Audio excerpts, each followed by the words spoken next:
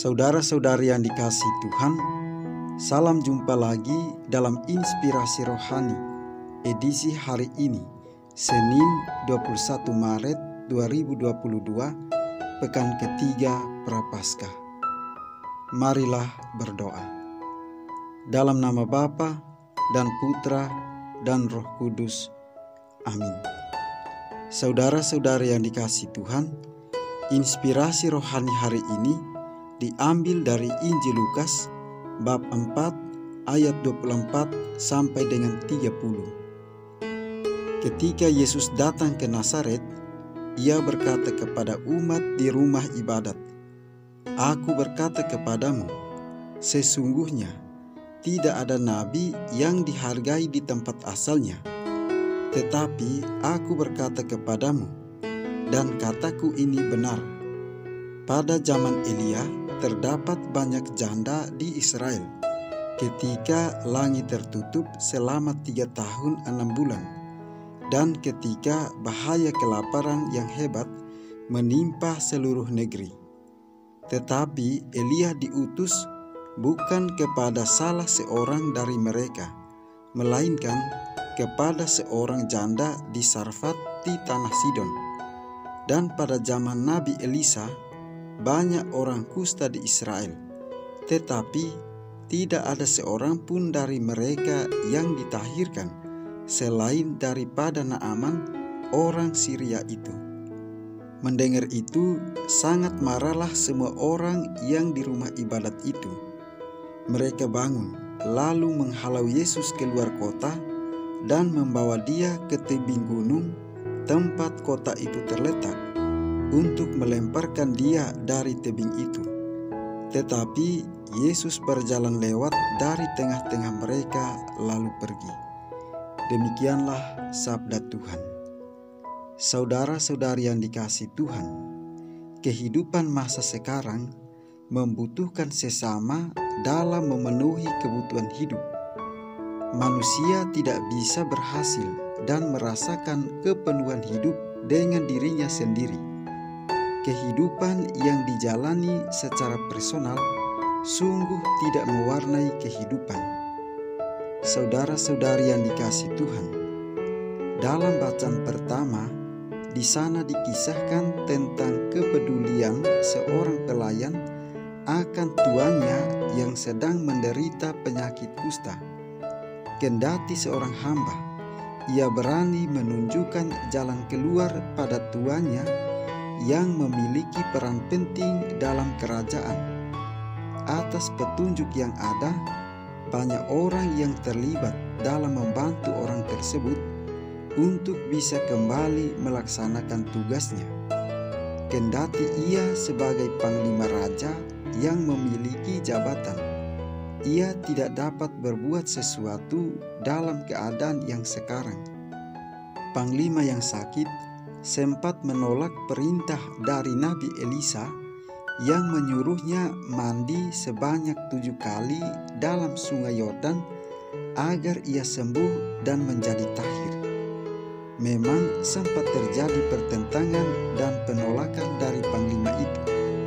Namun atas dorongan dari orang yang hidup dengannya, ia mengikuti permintaan Nabi dan ia memperoleh kesembuhan. Saudara-saudari yang dikasihi Tuhan, bacaan Injil menceritakan tentang Yesus yang hadir dan memberikan penjelasan lebih akan karya yang mendatangkan kesembuhan bagi orang banyak. Hal tersebut terjadi akibat adanya penolakan atas karyanya sendiri. Tindakan yang terjadi, dia tidak diterima dalam lingkungan di daerah asal di mana ia berkembang. Perbuatannya yang baik mendapat pertentangan. Kendati demikian, Yesus sendiri tidak memilih orang dalam mewartakan pelayanan dalam melindungi sesamanya. Saudara-saudari yang dikasihi Tuhan, bacaan pertama dan bacaan Injil sesungguhnya ingin menegaskan suatu keterkaitan tentang usaha dan penerimaan dalam menjaga serta taat pada permintaan yang ada. Dalam realitas sekarang ini, memang seringkali orang berpikir bahwa permintaan sesama akan menghantar diri pada kesalahan saja dan tidak memandang permintaan yang ada sebagai jalan dalam hidup untuk mencapai perubahan. Saudara-saudari yang dikasihi Tuhan, dalam kehidupan sehari-hari, sama seperti para tetangga Yesus, kita sering sulit untuk melihat dan mengakui kelebihan, prestasi, keterampilan, kepandaian, dan kesuksesan sesama. Kita sering membuat cap atau stempel pada sesama kita dalam cara kita memandang sesama. Ketika sesama kita memiliki kehebatan, kelebihan, atau sukses di dalam karya, tugas, atau usaha, kita tidak mampu menghargainya. Lebih dari itu, kita sering tidak mampu menghargai dan memuji atau memberi apresiasi kepada teman yang berhasil.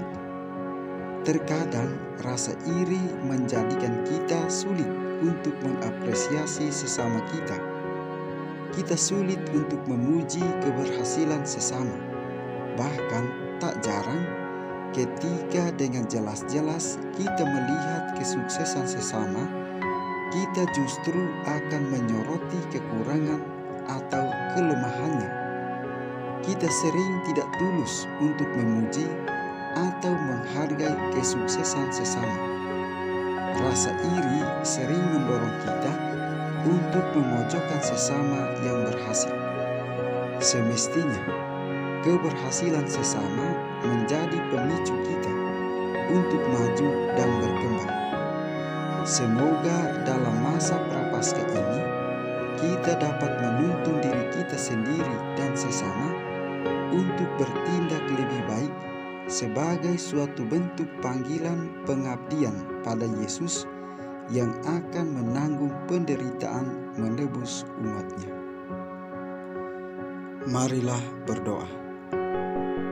Ya Allah yang Maha Kuasa, betapa besar kasih dan kuasa-Mu. Engkau tetap memelihara hidup dan iman kami, terlebih di saat cobaan datang menerpa kami.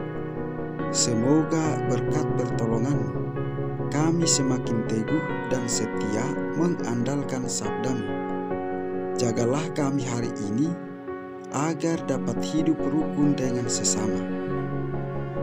Demi Yesus Kristus Putra-Mu, Tuhan dan pengantara kami, yang hidup dan berkuasa bersama dengan Dikau, dalam persatuan dengan Roh Kudus, Allah sepanjang segala masa. Amin.